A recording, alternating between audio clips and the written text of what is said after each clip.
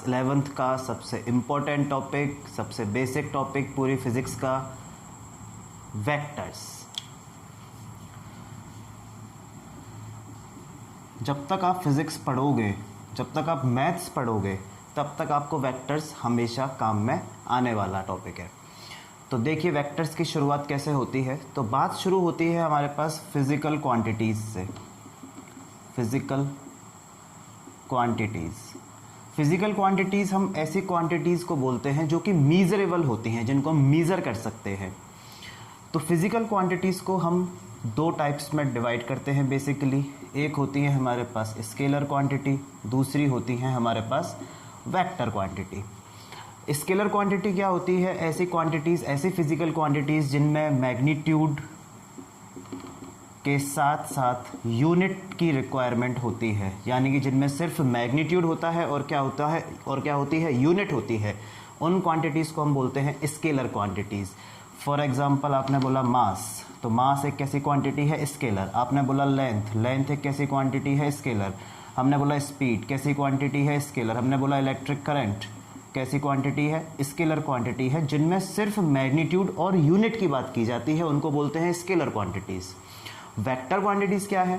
तो ऐसी physical quantities जिसमें मैग्नीट्यूड होगा प्लस यूनिट होगी, लेकिन साथ में एक चीज़ और होगी जिसको हम कहते हैं डायरेक्शन, यानी कि जिसमें डायरेक्शन की रिक्वायरमेंट होती है। Those physical quantities which require direction, जिनको डायरेक्शन की ज़रूरत है, उनको हम कहते हैं वेक्टर क्वांटिटीज़। जैसे फॉर एग्जांपल के लिए हमने बोला वेट एक वेक्टर क्वांटिटी है, वेलोसिटी एक वेक्टर क्वांटिटी है, कई सारी हैं, बहुत सारी पढ़ोगे फिजिक्स के अंदर। फोर्स एक वेक्टर क्वांटिटी है। इस तरह से सारी कैसी क्वांटिटीज़ हैं? वेक्टर क्वांटिटीज़ हैं। ठीक है, तो इस तरह से हम लोग स्केलर और वेक्टर क्वांटिटीज़ को डिफाइन करते हैं कि कौन सी क्वांटिटीज़ स्केलर हैं और कौन सी वेक्टर है। स्केलर जिसमें डायरेक्शन की रिक्वायरमेंट नहीं होती है, वेक्टर जिसमें डायरेक्शन की रिक्वायरमेंट होती है। इस बात को थोड़ा सा और समझते हैं कि कैसे डायरेक्शन की रिक्वायरमेंट होती है, कैसे नहीं होती।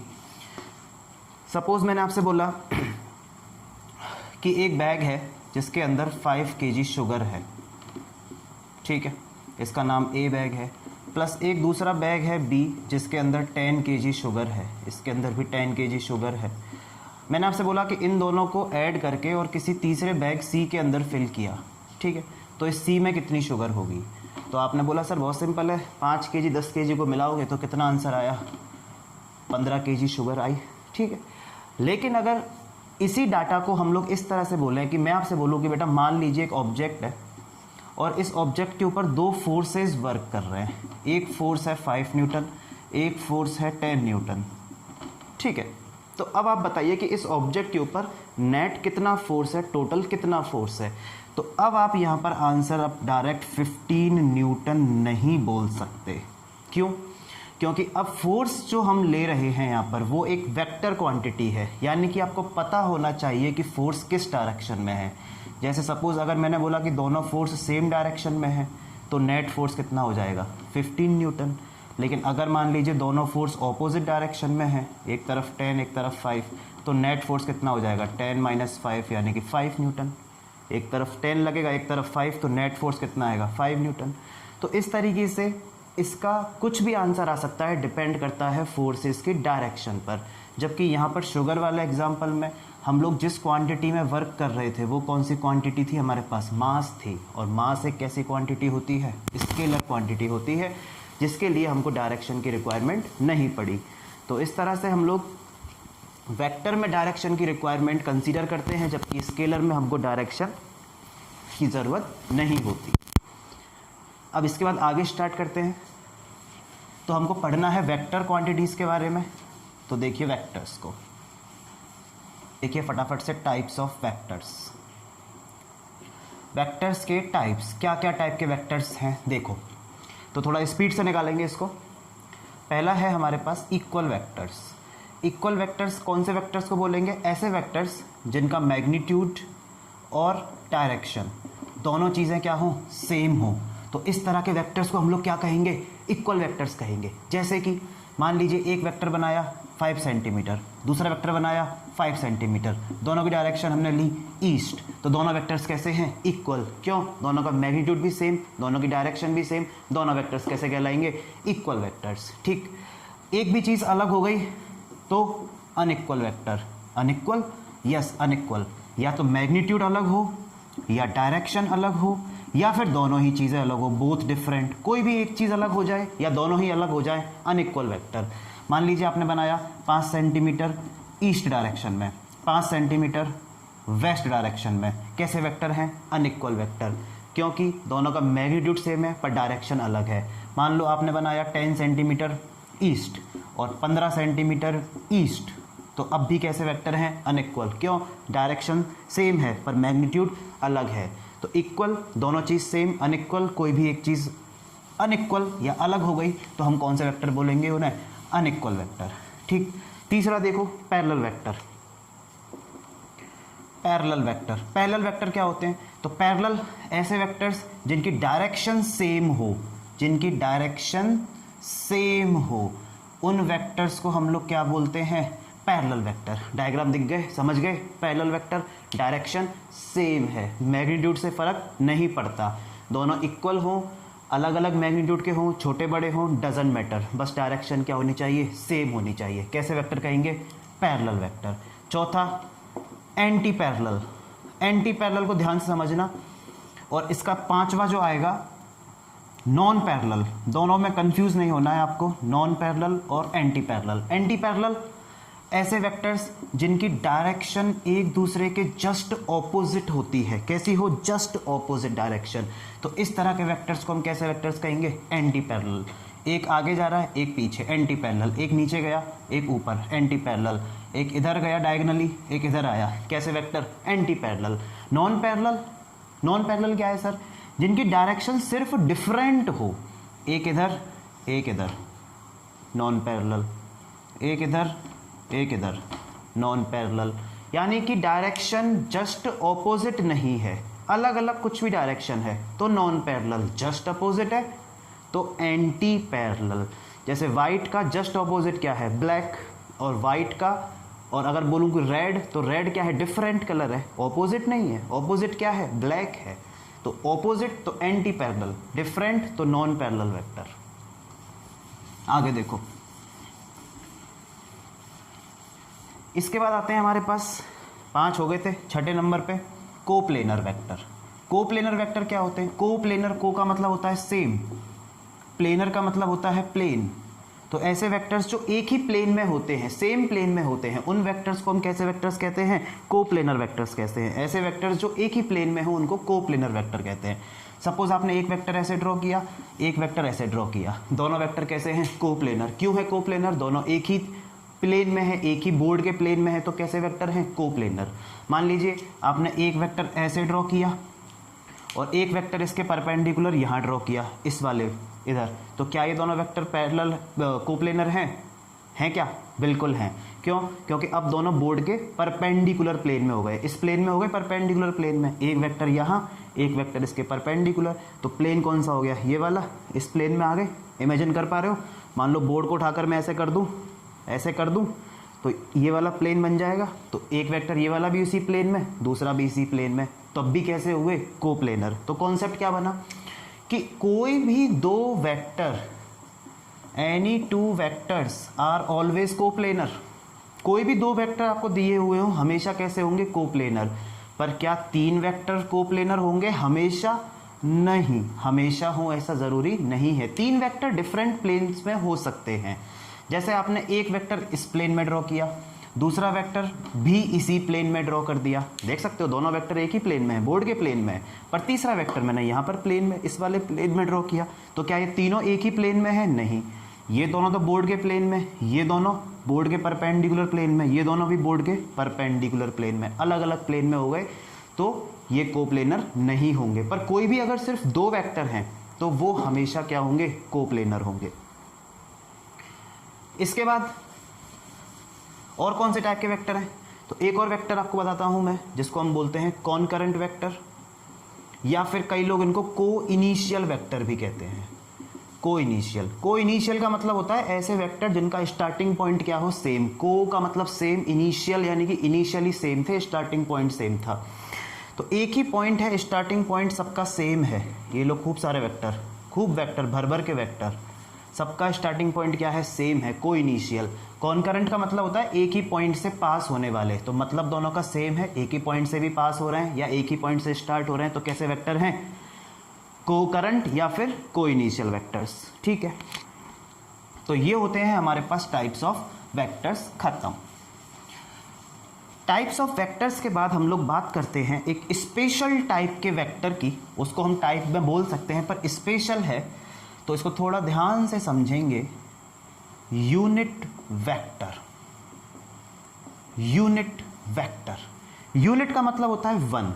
तो ऐसा वेक्टर जिसका मैग्नीट्यूड क्या हो, वन हो, जिसका मैग्नीट्यूड क्या हो, वन हो, उस वेक्टर को हम कहते हैं यूनिट वेक्टर। और डायरेक्शन, तो डायरेक्शन बताने के लिए जिसका यूज किया जाता है, किसी भी वेक्टर की डायरेक्शन बताने के लिए जिसका यूज किया जाता है, उस वेक्टर को हम कहते हैं यूनिट वेक्टर। जैसे समझो, आपने मैथ्स में ग्राफ बनाए हैं, एक्स एक्सिस, वाई एक्सिस सबको पता है, और एक तीसरा एक्सिस भी है इसके परपेंडिकुलर, जेड एक्सिस। ठीक है, तो परपेंडिकुलर ड्रॉ नहीं कर पाएंगे तो इसलिए यहाँ पर ड्रॉ कर दिया हमने जेड एक्सिस, ये इन तीनों का इंटरसेक्टिंग पॉइंट ओरिजिन। अब हमने ये फिक्स कर दिया कि अगर आप एक्स एक्सिस की पॉजिटिव डायरेक्शन में जाते हो, पॉजिटिव डायरेक्शन में, तो इस डायरेक्शन को हम बोलेंगे आई कैप। क्या बोलेंगे, आई कैप। यानी कि इस डायरेक्शन में यूनिट वेक्टर है आई कैप। आई कैप का मतलब क्या है, आई कैप यूनिट वेक्टर है जिसका मैग्नीट्यूड वन है, डायरेक्शन प्लस एक्स।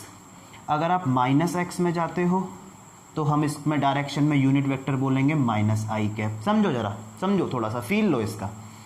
अगर आप प्लस वाई में जाते हो तो हम उस डायरेक्शन में यूनिट वेक्टर बोलते हैं जे कैप। अगर आप माइनस वाई में जाते हो या वाई डैश में जाते हो, एक ही बात है, तो इस डायरेक्शन में हम यूनिट वेक्टर बोलते हैं माइनस जे कैप। ऐसे ही अगर आप जेड एक्सिस की पॉजिटिव डायरेक्शन में गए तो के कैप, और अगर जेड एक्सिस की नेगेटिव डायरेक्शन अंदर की तरफ गए तो माइनस के कैप। तो ये हमने फिक्स किया कि एक्स एक्सिस की तरफ आई कैप, माइनस में माइनस आई कैप, ऊपर जे कैप, नीचे माइनस जे कैप, बाहर के कैप, अंदर माइनस के कैप। ये चीज़ हमने यहाँ पर फिक्स कर ली। ठीक है, अब सवाल ये उठता है कि अगर हमारा ऑब्जेक्ट या हमारा पार्टिकल इन तीन डायरेक्शंस के अलावा और भी तो कहीं जा सकता है। सर ऐसे गया, ऐसे गया, ऐसे गया, ऐसे गया, ऐसे गया, कहीं भी गया, तब हम डायरेक्शन क्या बताएंगे। तो उसका भी तरीका है बताने का, उसका भी तरीका सीखोगे, लेकिन थोड़ा सा आगे जाके सीखोगे, अभी इसमें नहीं सीखोगे। ठीक है, तो एक्स एक्सिस की डायरेक्शन में हमने यूनिट वेक्टर बोला आई कैप।